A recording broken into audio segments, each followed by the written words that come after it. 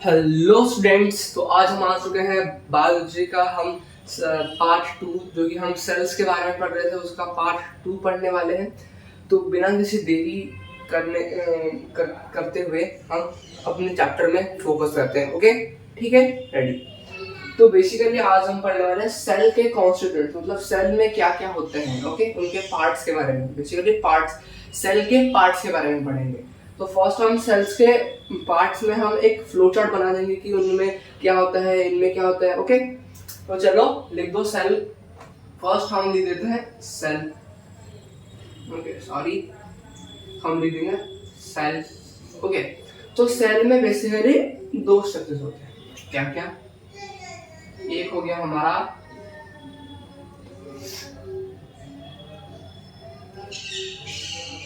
Cytoplasm. क्या हो गया हमारा? एक हो गया हमारा साइटोप्लाज्म।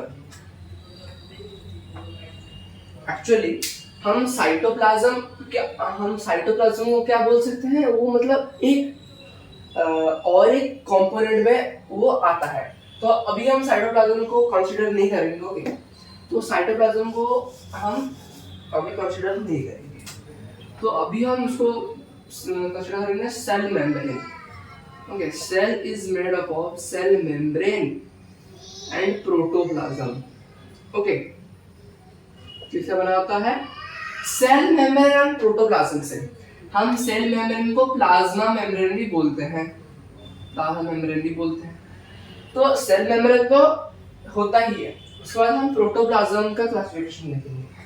अभी हम प्रोटोप्लाज्म में देखेंगे कि प्रोटोप्लाज्म में क्या क्या है। प्रोटोप्लाज्म में साइटोप्लाज्म और न्यूक्लियस होता है। ओके, तो देखो साइटोप्लाज्म में दो चीजें होते हैं। साइटोप्लाज्म में एक तो होता है हमारा साइटोसोल और एक होता है हमारा ऑर्गेनेल्स। ओके, ऑर्गेनेल्स होता है। और न्यूक्लियस में चार तरीके के कॉन्स्टिट्यूएंट्स होते हैं। क्या क्या? एक तो हमारा हो गया न्यूक्लियोप्लाज्म। ओके, एक हो गया हमारा न्यूक्लियोलस।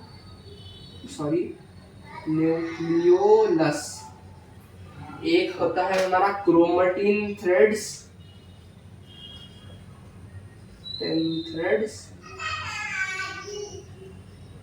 और होता है हमारा न्यूक्लियर मेम्ब्रेन।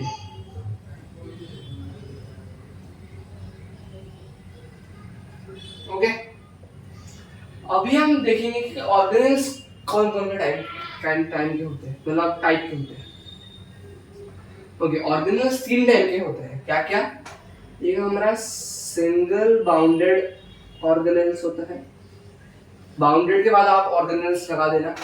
तो हम लिखेंगे डबल बाउंडेड। बाउंडेड को मैं BO डॉट लिख दे रहा हूँ और यहाँ पर मैं लिख देता हूँ non bounded. Okay, non bounded. तो देखो single bounded organelles, double bounded organelles और नॉन बाउंडेड ऑर्गेनेल्स में भी कौन कौन होते हैं ये हम पढ़ेंगे। सिंगल बाउंडेड में तीन होते हैं। तो क्या क्या? एक हो गया हमारा एंडोप्लाज्मिक रेटिकुलम। इसको जाओ हम ऐसे लिख देते हैं कि एंडोप्लाज्मिक रेटिकुलम एक हो गया। उसके बाद हमारा आता है लाइजोसोम्स। ओके, लाइजोसोम्स आता है।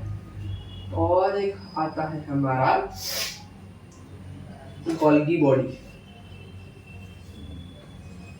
ओके, ये तीन पार्ट्स आते हैं। तो डबल मेम्ब्रेनस में दो ही आते हैं। क्या क्या? एक हमारा है प्लास्टिड, दूसरा है हमारा माइटोकॉन्ड्रिया। माइटोकॉन्ड्रिया तो आप सब लोग सुने होंगे। और नॉन मेम्ब्रेनस में हमारा कौन आता है? Ribosomes and centrosomes. ओके, देखिए क्लासिफिकेशन भाई देख सकते हो। आपको ये अगर मतलब फ्लोचार्ट अगर आपको याद मतलब रह गया, मतलब आप ब्रिलियंट हो। ओके, फिर से हम इसको रिवाइज करते हैं। ओके, कि क्या सेल है हमारा, हम सेल के बारे में बेसिकली पढ़ने वाले हैं। सेल किससे बना होता है? सेल मेम्ब्रेन से बना होता है और प्रोटोप्लाज्म से बना होता है। प्रोटोप्लाज्म में कौन क्या क्या होता है? साइटोप्लाज्म होता है और न्यूक्लियस होता है। हम साइटोप्लाज्म को लिख देते हैं फ्लूइड कंपोनेंट। ओके, ये फ्लूइड कंपोनेंट होता है। और न्यूक्लियस में हमारा जेनेटिक मटेरियल रहता है, जेनेटिक मटेरियल। ओके, उसके बाद साइटोप्लाज्म के दो डिविजन्स है, एक साइटोसोल और एक हमारा ऑर्गेनेल्स। और न्यूक्लियस में क्या क्या होता है? न्यूक्लियोप्लाज्म, न्यूक्लियोलस, क्रोमेटिन थ्रेड और न्यूक्लियर मेम्ब्रेन। ओके, न्यूक्लियस के अंदर ये होते हैं। मैं अभी आपको न्यूक्लियस का थोड़ा सा डायग्राम आपको दिखा दूंगा। ओके, और ऑर्गेनेल्स तीन में होते हैं, एक सिंगल टाइप बाउंडेड होते हैं, डबल बाउंडेड और नॉन बाउंडेड, और नॉन मेम्ब्रेनस भी हम बोल सकते हैं। ओके, सिंगल बाउंडेड में कौन आता है? Endoplasmic reticulum, lysosomes and Golgi body. Double membranous में कौन कौन आते हैं? प्लास्टिड और माइटोकॉन्ड्रिया। नॉन बाउंडेड में कौन आते हैं?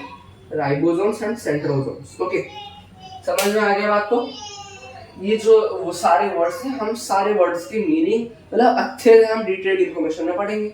ओके, उससे पहले मैं न्यूक्लियस का थोड़ा सा, ये nucleoplasm, nucleus, chromatin thread and nuclear membrane, उसके बारे में आपको थोड़ा सा मैं डायग्राम बता देता हूँ थोड़ा सा। ओके, उसके बाद आपको समझने में थोड़ा सा इजी हो जाएगा। ओके,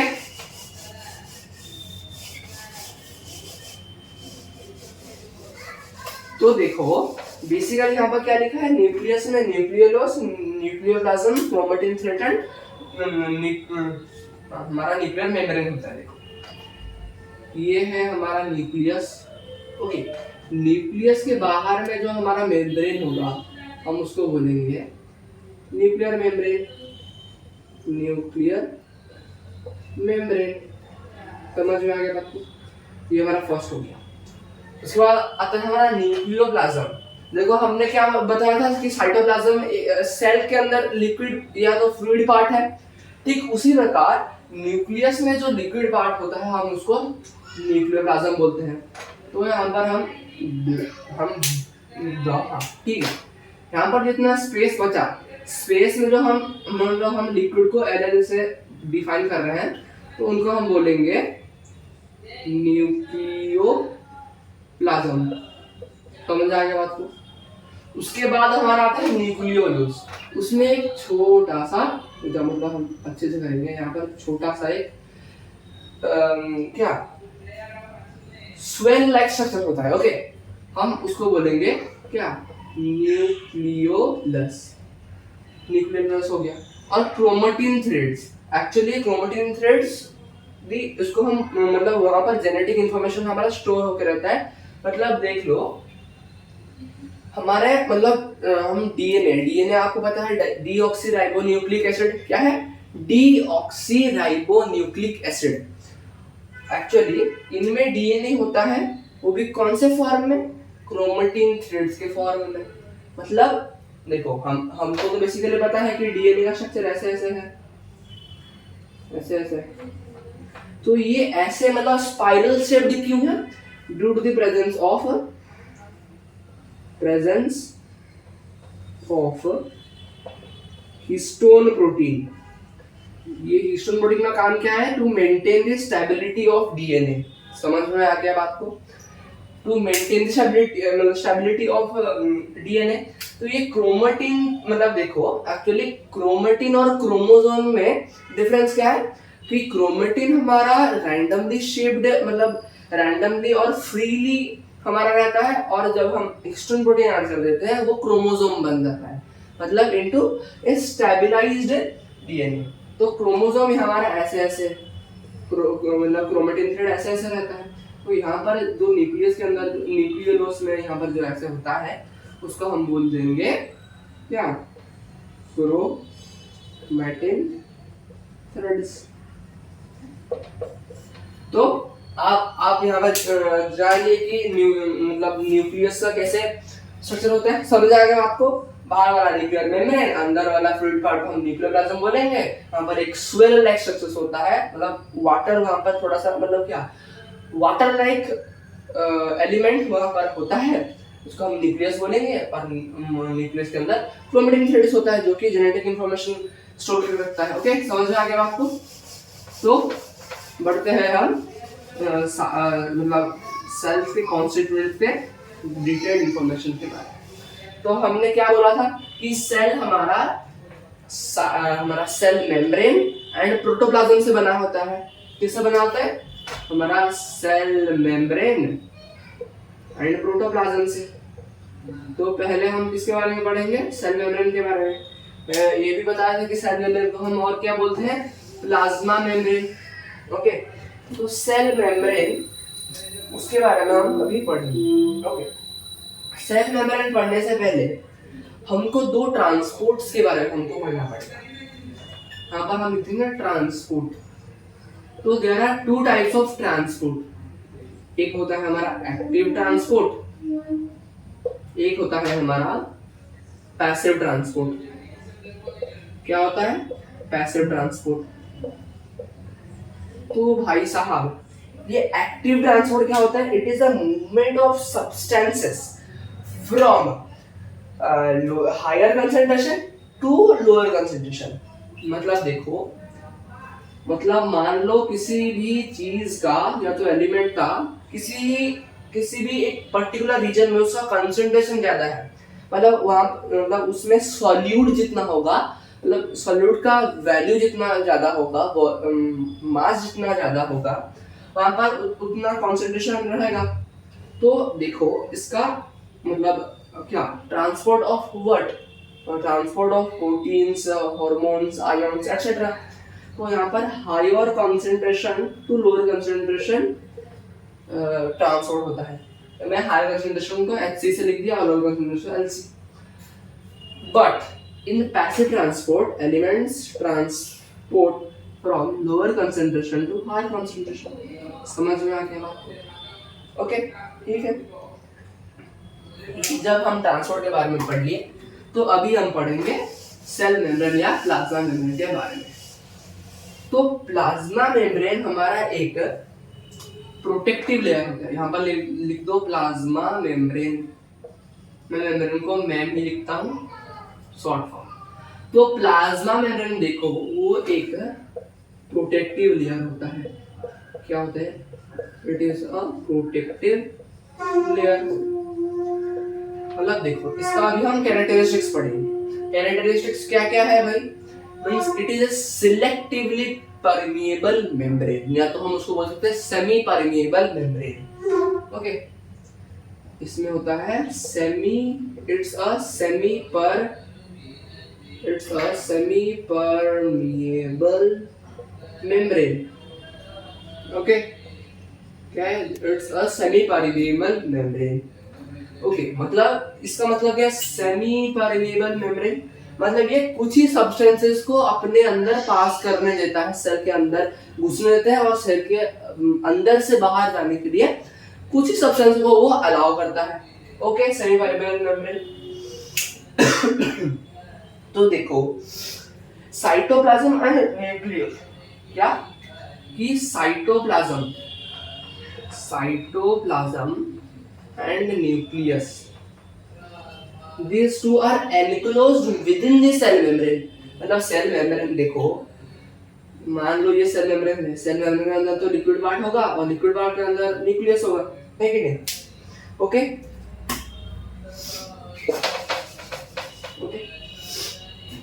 तो देखो हम अभी इसका कंपोजिशन के बारे में पढ़ेंगे। किसकी कंपोजिशन? प्लाज्मा मेम्ब्रेन कंपोजिशन के बारे में।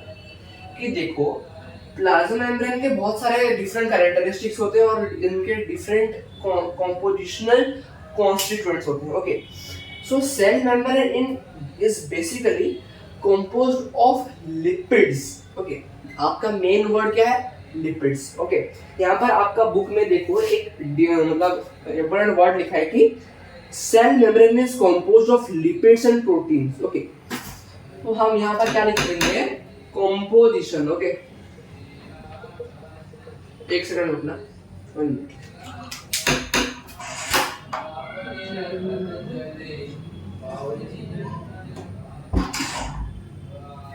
तो देखो, इसका कंपोजिशन क्या होता है?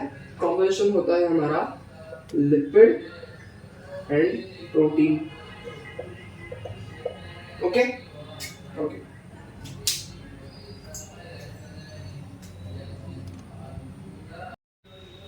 तो हम प्लाज्मा मेम्ब्रेन के कॉम्पोजिशन के बारे में पढ़ रहे थे कि it is made of lipids and proteins. तो अगर आपके एग्जाम में अगर आपका क्वेश्चन आया कि what's the composition of plasma membrane, अगर आप प्रोटीन ना लिखो तो फिर भी चलेगा, पर आपका मेन कीवर्ड कौन सा होगा? आपका मेन कीवर्ड होगा लिपिड। ओके, अगर आप ये लिपिड ले देते हो तो आपको 1/1 मार्क मिल जाएंगे। ओके, तो यहाँ पर हमने कॉम्पोजिशन पढ़ लिया। और देखो, ये तो मान लो ये हमारा सेल है, क्या है मान लो, मतलब ये है हमारा सेल। देखो सेल्स के बाहर ये हमारा प्लाज्मा मेम्ब्रेन है या तो सेल मेम्ब्रेन। तो देखो सेल मेम्ब्रेन में ना, जैसे कि हम साइटोप्लाज्म पढ़े थे, जैसे कि साइटोप्लाज्म क्या है, एक फ्लूइड कंपोनेंट है, ठीक उसी प्रकार प्लाज्मा मेम्ब्रेन के अंदर एक लेयर होता है। किसका लेयर? ये याद रखना, इट कंटेन्स फॉस्फोलिपिड। क्या लिखा है? Phospholipid bilayer. देखो बायलेयर का मतलब तो आप समझते हो कि ये 2 लेयर का फॉस्फोलिपिड का लेयर बना। फॉस्फो मतलब phosphorus plus lipid. Okay, phospholipid bilayer इनमें होता है। किनमें? सेल मेम्ब्रेन या प्लाज्मा मेम्ब्रेन। ओके, तो देखो प्लाज्मा मेम्ब्रेन में प्रोटीन्स का इनटेक एंड आउटटेक होता है। तो हम पढ़ेंगे कि अभी कौन से कैसे होता है और कौन से प्रोटीन का इनटेक और आउटटेक होता है। तो अभी आप लोग अपने कॉपी में हेडिंग दे दो, transportation in plasma membrane. Okay, तो देखो बेसिकली प्रोटीन्स 2 तरीके के होते हैं। एक होता है हमारा एक्सट्रिंसिक, एक होता है हमारा इंट्रिंसिक। इनका कीवर्ड याद रखना कि एक्सट्रिंसिक एक्ट एज, और यहाँ पर भी हम तुम लोग लिखते हो एक्ट एज। तो एक्सट्रिंसिक एक्ट एज, यहाँ पर हम लिख देंगे कि यहाँ पर लिख देंगे channels, and they act as receptors। Okay, इनका ये कीवर्ड है, पर अगर मतलब ये कीवर्ड कुछ याद रखने का नहीं है, ओनली आप एक्सट्रिंसिक और इंट्रिंसिक प्रोटीन आप याद रखना। कि देखो ये हमने पढ़ लिया कि प्रोटीन्स एक्सट्रिंसिक और इंट्रिंसिक प्रोटीन होते हैं। अभी हम पढ़ेंगे कि कैसे ट्रांसपोर्टेशन होता है। ओके, ट्रांसपोर्टेशन किसका होता है? प्रोटीन्स का। तो देखो ये हमारा सेल मेम्ब्रेन है, ये बड़ा। ओके, ये हमारा सेल मेम्ब्रेन है। ओके, सेल मेम्ब्रेन में ऐसे कुछ स्ट्रक्चर्स होते हैं। ओके, ऐसे कुछ स्ट्रक्चर्स, ऐसे स्ट्रक्चर्स कुछ ज्यादा बड़ा नहीं करूंगा। यहाँ पर ऐसे स्पेस होता है और फिर से ऐसे स्ट्रक्चर्स। ओके, तो बेसिकली ये स्ट्रक्चर्स फॉस्फेट के बने हैं। किससे बने? फॉस्फेट। ओके, हम इसका एक पार्ट लिख देंगे, ये दिस इज अ फॉस्फेट। ये एक फॉस्फेट का स्ट्रक्चर।